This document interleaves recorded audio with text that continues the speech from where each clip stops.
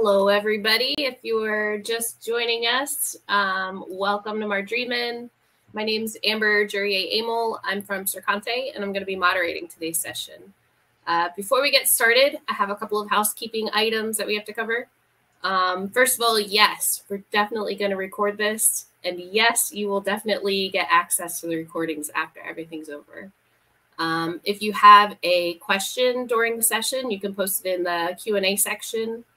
And we're going to save all questions till the end. But at the end, you'll have an opportunity to ask anything that you want to know.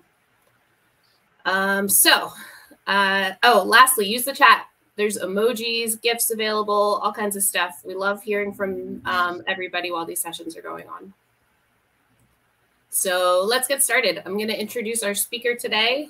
It's Tony Zupancic, and he's going to be presenting his session, Enhanced SFMC CloudPages with JavaScript using Vue.JS. Yep. Very exciting topic here. Thank you so much. I appreciate the intro. So I am Tony Zupancic. I have been in the marketing cloud engagement ecosystem for around 6 years. And if you know anything about me, I am a big CloudPage developer nerd. And I love to see what I can do to push how I interact with CloudPages and how I have my development workflow ingrained into CloudPage development within Salesforce Marketing Cloud. So I am also a co-founder of How to SFMC. And if you want to reach out to me, I'm on all those Slack channels, Email Geeks, How to SFMC, etc. So first off, thank you to all of our sponsors for putting on Mardreamin. It's a great event and packed with tons and tons of fantastic content. So I'm really happy to be here and honored to be presenting my session. So let's get into it. Let's talk about my favorite part of Marketing Cloud, the CloudPages. If you're not familiar with what CloudPages are, they are essentially simple pages that are usually public-facing, but you can also create internal tooling with them as well. They're usually a very simple experience. It's usually 1 or 2 pages for a collection, but they are very flexible. You can have a cloud page with HTML, your CSS, your client-side JavaScript. All this is there to help enhance your cloud pages. They are very powerful if you know how to use them correct. So there are the ability to directly in the cloud page use server-side JavaScript and AMP script, but you can also use client-side JavaScript to talk asynchronously to code resource pages and external systems as well. So with CloudPages, we're talking about JavaScript frameworks, specifically Vue.js. So if you know anything about the development landscape, you know that there is this great JavaScript framework war between React, Vue.js, a handful of other ones. And today I'm talking about Vue.js because it is, in my opinion, the more approachable framework when it comes to JavaScript development and jumping into it to learn it. So like I said, it's approachable. A lot of the syntax you'll recognize from your standard HTML and JavaScript. It's not fully learning a whole new language. It's performant. So it's reactive when it's used in the browser. You're able to actually see what's going on your page in real time based on your Vue.js state. And it's versatile. So you're able to actually incrementally adopt it into your CloudPage ecosystem. And it really scales between your small projects and your large projects because it's kind of that mix between a code library and a full-featured framework. So really depending on how you want to use it, how you need to use it, it can really suit your need and your development flow fairly well for no matter whatever your situation is.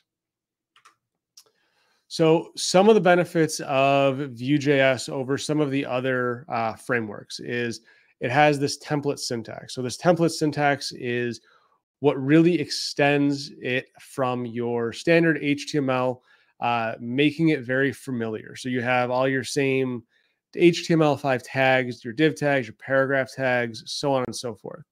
And then it brings in its own Vue syntax on top of that, allowing you to mix that into your existing HTML.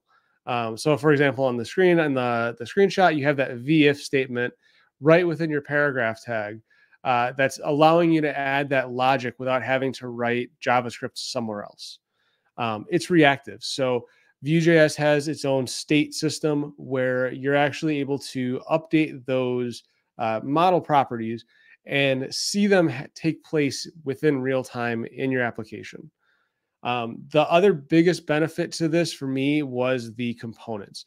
So Vue.js allows you to build in smaller modularized type blocks. So you can take your larger application, break it down into smaller bite-sized pieces that are easier to manage, easier to develop, and easier to maintain and troubleshoot.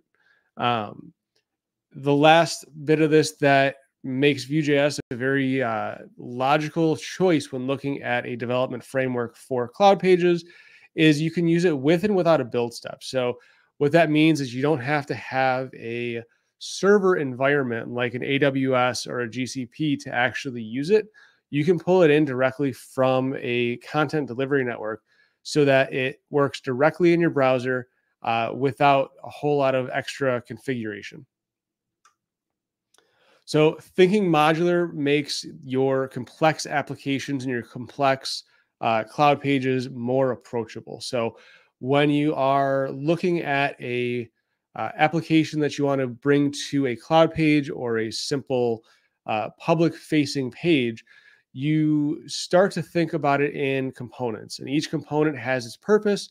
Each component can be reusable, so you're writing less code.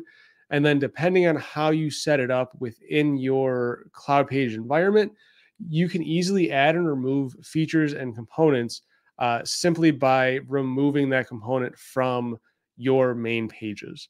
So this really makes adding onto your implementations easier in the long run, as well as being able to swap out features or manage those as needed.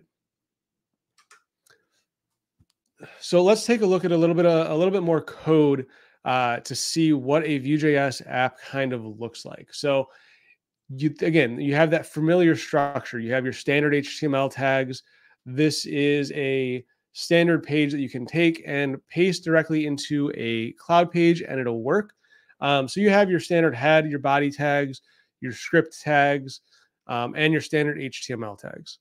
And again, you have that Vue.js coming in from the CDN, so it's being imported directly from the library and being brought into that browser environment without requiring a build step. The next piece of this is that div that has that ID of app. So that is your container div, and that's where all of your Vue.js configuration, all of your components are going to be injected into that container div. And that's where all the rendering, that's where all the magic happens for Vue.js. So if you go down to the script tag, you'll see that app.js object. So that is the core app.js configuration for your application. And this lives at that top level file. So within here, you'll start to see a data function that returns an object. So this is all of your data points that are accessible. You can have your methods or your functions, and we'll get into that a little bit later. And then when you go down a little bit more, you have that Vue.createApp that's actually rendering out that object, bringing it all together and mounting it within that ID of app with that div and that container div. So what I want to do is I want to take a somewhat real world type application that I've built out a handful of times, and go over how this would come together using Vue.js. So we're going to be taking this example from a simple data extension search with search results. I'm going to walk through how you break this down modularly. And then it's going to show you how to take them and break it down into code snippet blocks and use that asynchronous submission method to talk to a backend code resource page. So we're not going to show all of that within these slides, but at the end of the slide, there is a QR code with the full GitHub repository with all of this code that you can go in and explore and poke around yourself.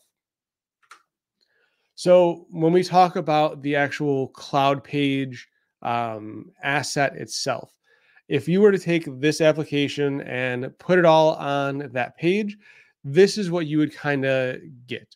Now, this implementation isn't exactly a huge full-scale application. It's a relatively small implementation, but you could imagine you might have something where you have a lot of interactivity, a lot of different views, or a lot of different data. So you'd want to take this and break this apart into content block snippets. So we're going to take this longer file and break it down so that you can use it in an environment where you bring everything in with content block by ID. And this is what your CloudPage template really starts to look like. And this is a really easy way to build out a system where you can take Vue.js and really implement it into any of your projects. So I've been talking about modularity and taking your projects and breaking them down. So let's take a look at what this page ends up being and how you can take it and break it down into modules. So we start thinking about our furthest out layer, which is our app.js object, our core object, and our app HTML component that is all the HTML that gets imported into your page. So we have that outer layer in the red. So if we go in, then we have two additional components. We have our search component, and we have our results component. So we're able to take each of these components, isolate the functionality, isolate what each one is doing, and break them apart into different content blocks. So each part is a little bit more manageable. So then we can take this and break this down even more for each list item. So each list item could be its own component. And as much as you need to break your application down as far as it makes sense, you can do that. So the benefit of this is for like the list component, right?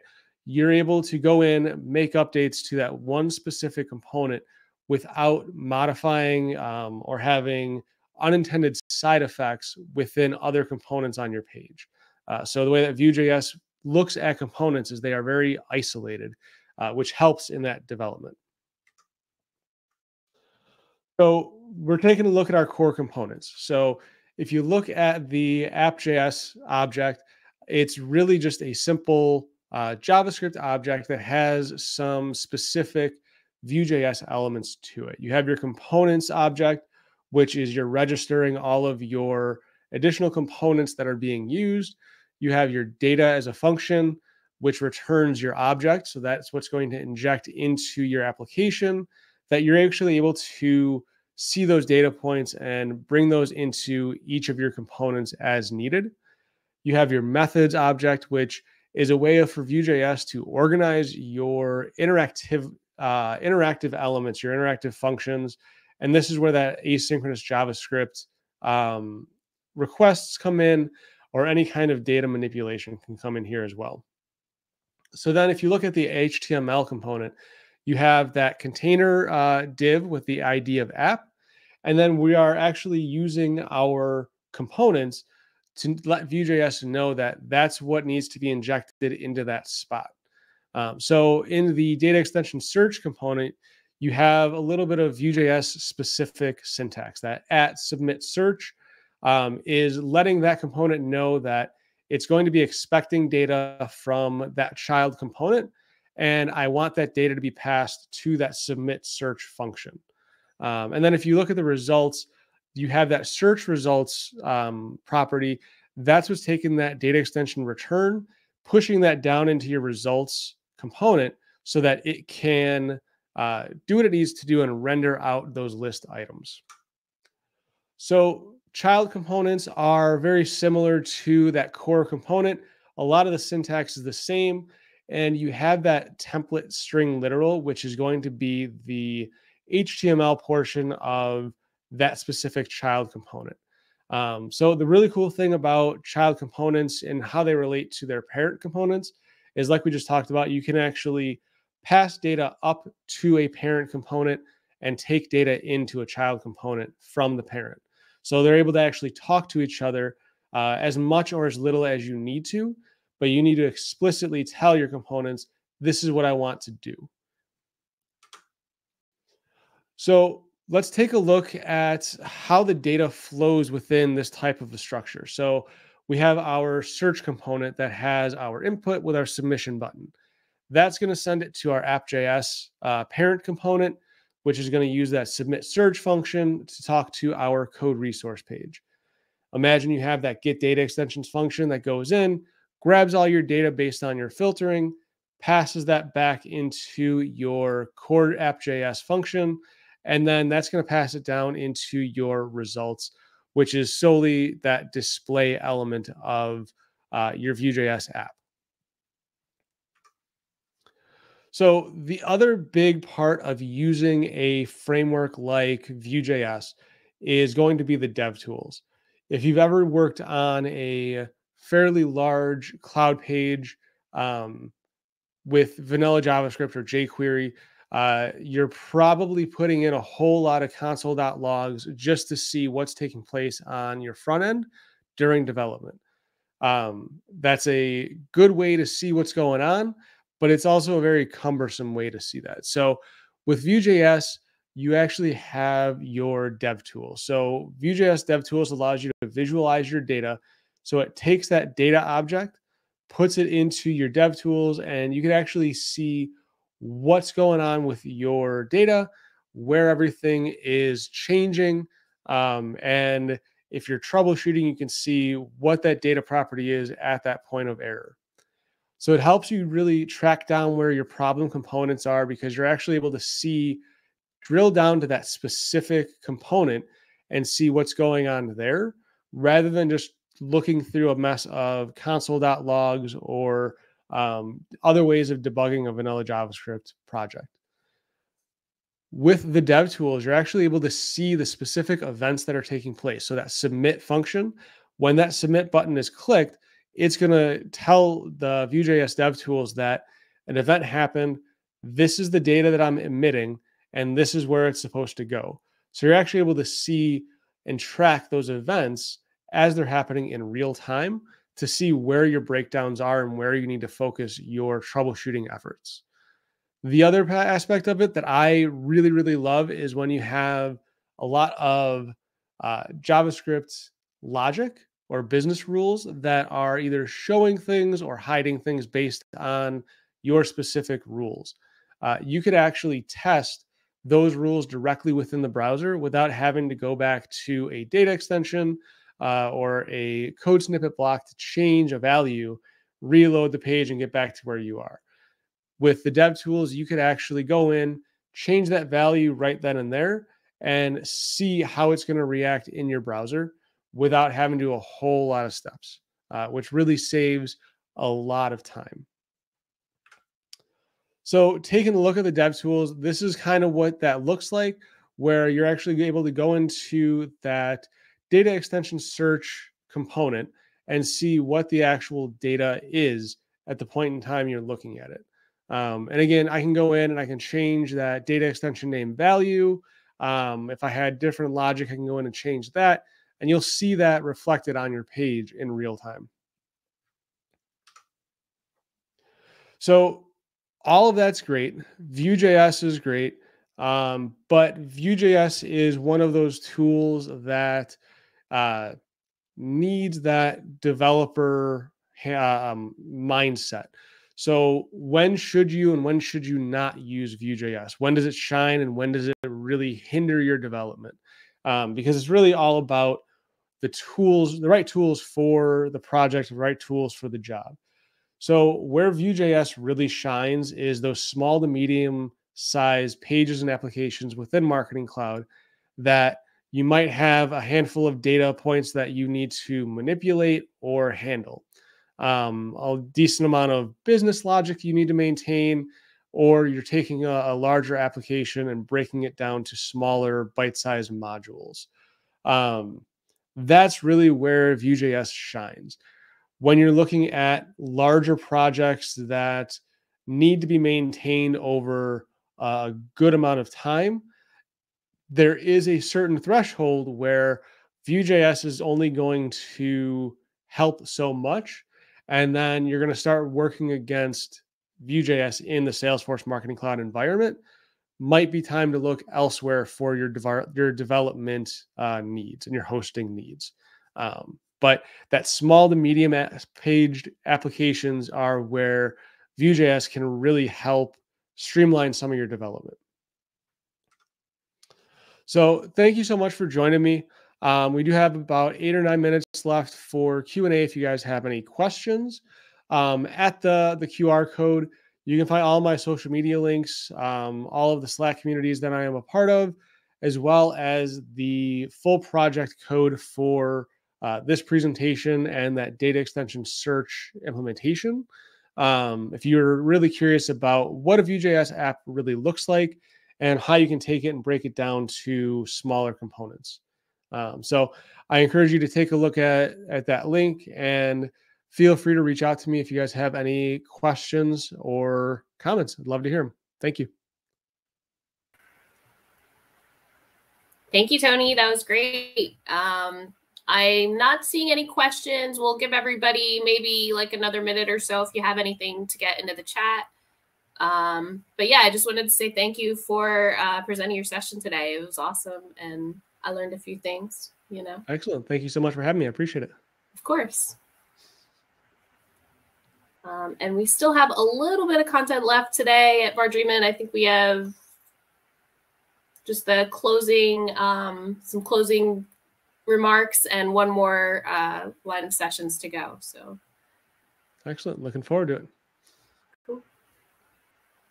Not seeing anything. So, a question. Okay, so typical use cases for them. Sure. So typically when you think of CloudPages, you usually look at your preference centers or some sort of like lead management. You might build out customer-facing forms for specific campaigns, things like that. That's usually where most people scratch the surface and then they don't really explore them further. Probably about 4 or 5 years ago, maybe longer, is when I started to really push that what you can do with a cloud page, and realizing that a cloud page is really just an environment where you can run a single HTML page with JavaScript and HTML and all that kind of stuff. Really opened my eyes to what you can really do. So some of the other use cases are like internal toolings to build out automated processes, data extension searches, things like that. Really depends on what kind of organization you work with and where their efficiencies really can be pushed. I remember at a previous position that I had, we had run giveaways, and we used to do them in a Google form and a Google sheet. And I was like, we can do all of this stuff on a cloud page and get it directly into Marketing Cloud. So we built out a full-blown giveaway system within a cloud page where through dynamic query string parameters, you are actually able to read from a data extension and manage giveaways from content within the data extension. So it took their process of standing up a giveaway, collecting the information, getting it into Marketing Cloud from like a couple day process to maybe 15, 20 minutes with an admin panel that they can go in, put the information directly into a data extension, and then they have their page already created dynamically. So it's really about finding the use cases within your organization that can benefit from a little bit of automated enhancement and just creative thinking around what you can do with them. Absolutely. That was a great question, Alicia. Thank you. All right. Not seeing anything else. So, all right. I guess we will close out this session. Thank you, everybody, for coming and for staying for all of Mar Dreamin'. Yeah, thank you guys so much.